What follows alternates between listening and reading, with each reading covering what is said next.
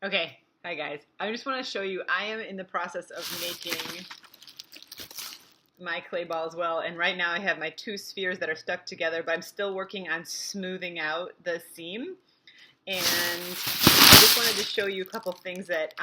just to kind of help with this, because I can see how mine's not perfectly even. I've got holes and stuff, so I have to be really gentle with it to make sure that I'm not crushing it while I'm smoothing out these seams, because you can see I have like big holes. So I have to kind of go through and kind of go both directions in order to do this. But one of the things I wanted to kind of mention to you while you're doing this is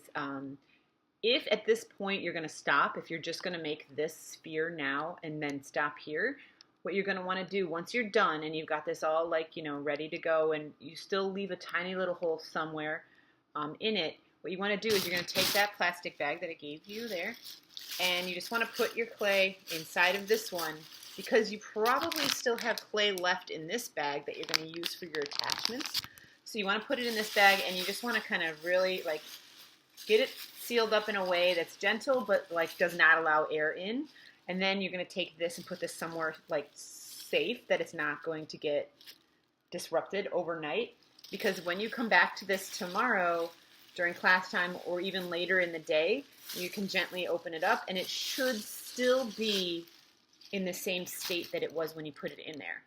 If by any chance this does dry out too much, like Miss Doherty's saying in her demo, that you could just take a tiny little bit of water and, just take a finger drip of water, and you can use that to kind of like